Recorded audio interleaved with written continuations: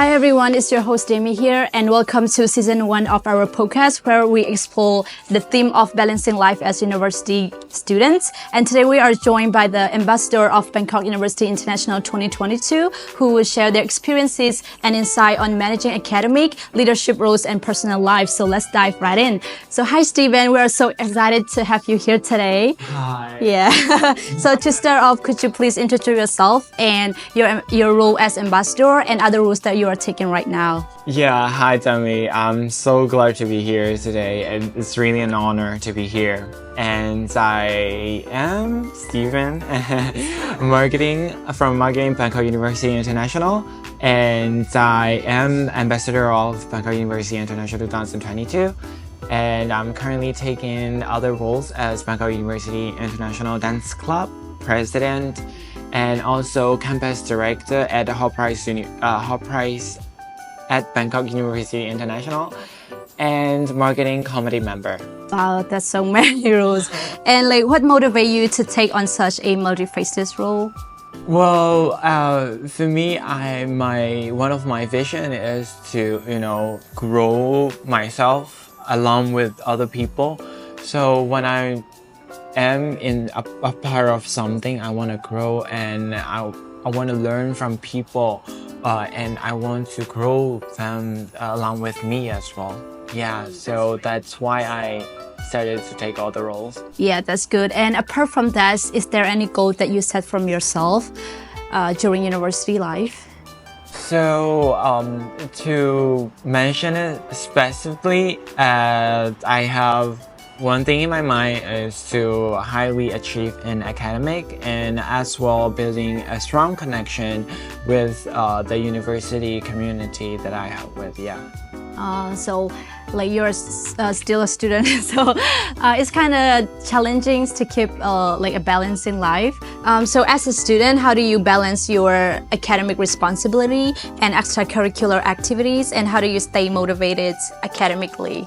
Well, yeah, as a student, keeping the motivation is not that. Yeah, sure, it's so challenging. But for the academic and the extracurriculars, number one thing comes to my mind is to time management, because all the assignments that we have to do have deadlines, and all the certain things that we need to be finished in time had deadlines as well. So it's just a series of time management, and keep rolling that, and I think those will help. Yeah. So have you ever felt overwhelmed by your academic workloads, and how do you cope with it? Of course, and again, as a student, I overwhelm a lot as well, and plus all the roles that I'm taking as well. So for me, number one thing is the communication with your friends. For me, I am lucky as well, because my friends have the same vision as me on the academic goals. So we want to achieve highly. So, from the start, I clearly communicate them that dividing the roles and in what vision that we want to go for this project, and at which deadline are we finishing this off and reviewing each other. So when they follow that, that's kind of like just a text for us, and it prevents all the overwhelming and unnecessary conflicts as well. Yeah, that's great. And how do you handle changes in your life, or maybe academic life? Well, for a lot of changes happen in everyone's life, but for me, one of the significant one that happens to everyone as well would be COVID-19 back in my country, and the university shut down. But in my mind, I question myself that what can I do, sitting at home, and I still want to learn, but the university closed again. So, and back in that time, there's, very unlikely to have all the platforms online as well, not very materials and popular back there.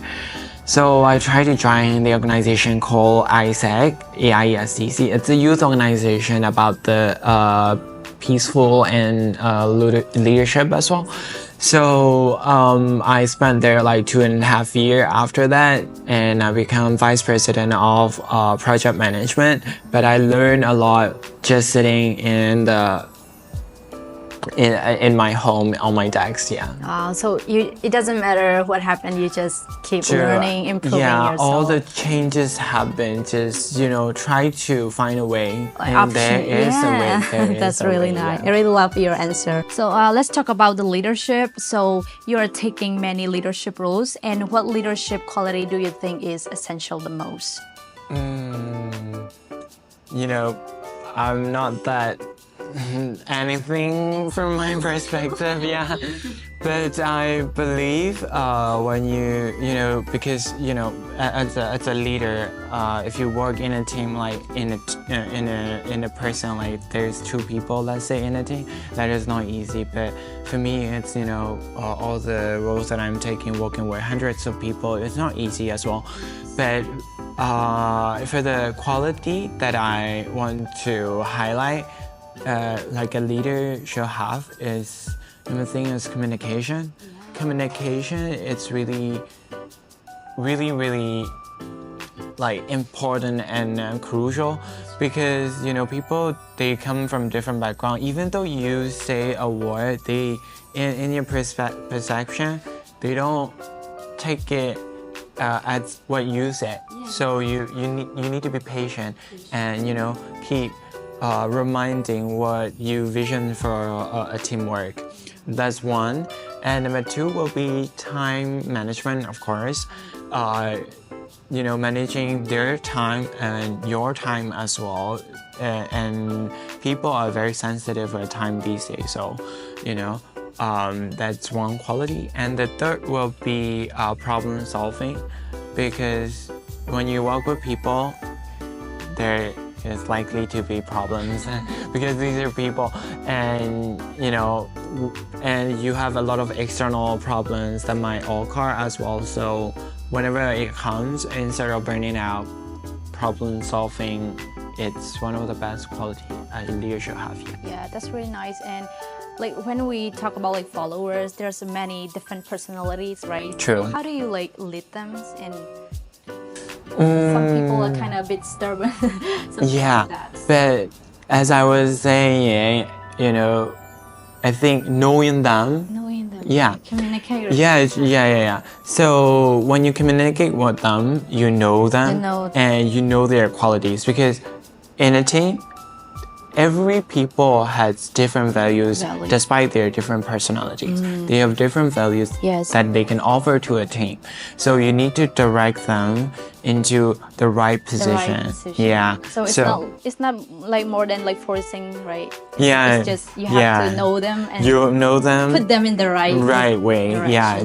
That really make a strong team. Yeah. That's really good. And like, how do your extracurricular activity contribute to your personal life or your overall university life? Okay, so when I came to Thailand, the one thing in my mind that I also tell you from the first section, my vision is that to have a personal growth and people growing along with me together as well. So all the projects that I've been doing academically and performing arts, when I take feedback from them and learning from them all the mistakes, it's likely to, when there is my career, when I go to my career life, I think it will help a lot as well. Those small mistakes that I try to fix again and again, and making mistakes again and again, prepare me for my personal growth, and as long as with the university growth as well. Yes, that's good. And do you think like taking on leadership roles helps you manage your time better, or does it add like extra pressure? That's funny because it's like light green and a dark green. Yes. I mean, they both are the green. So it's like not 1 and 2, it's like 1 and 1.0 at the same time, because the question itself is to manage the time better. Or extra pressure. Because they both come together. So it just I would say the key word for this will be aware of yourself, aware of your energy, and directing that energy will be better. Because for example, let's say you're sitting down working for 8 hours, or you sleep for 6 hours, you finish the 2 hour full of ideas within 2 hours. The quality is different. And most people likely not to finish the work in 8 hours of sitting down. So managing your time and aware of your energy. That's nice. And let's move on to the next question. So how important do you think building relationship and networking is during university? And how did your role as ambassador help with this? Yeah. So, of course, in a university, you learn a lot of lectures, but university is also one of the best way to actually network, because you can reach out to a lot of connections that you don't have, diverse background, diverse quality of students, and more of the connection in the university life, your career will be better. So communication with them to build a network, a better network, a strong network is very crucial. And for me, if I know somebody who have a good quality, I can do it myself as well. It might take a month or 2 months, but with him or with her, one day and the job is done. So that's how networking is value. And do you think being an introvert is something that make you feel difficulty to connect with people, or is it something to do with communication skill? Sure. You will be surprised if I say I am introvert. So see, and my supervisor in my back previous work is also introvert, but she is very inspirational. And I don't think being an introvert, it's nothing to do with the intrapersonal skill. It's because, and interpersonal skills as well. Because, people these days are trying to complain and using as a weapon, like I'm extrovert, I'm like this, I'm introvert, I'm like this. But I mean, we have a certain level of social energy within us, but when you communicate people, it doesn't mean you have to be rude or something like that. People need to not mistaken on I am introvert and I'm extrovert. It's all about your communication skills. So it's nothing to do with the personality things, right? Everyone can work on their interpersonal skill. That's really good. So let's move on to another section. I think it's an interesting one, but for me, very simply, I use Google Calendar. The last of all, I think time blocking, that technique helps a lot. For example, you have all the works during the week.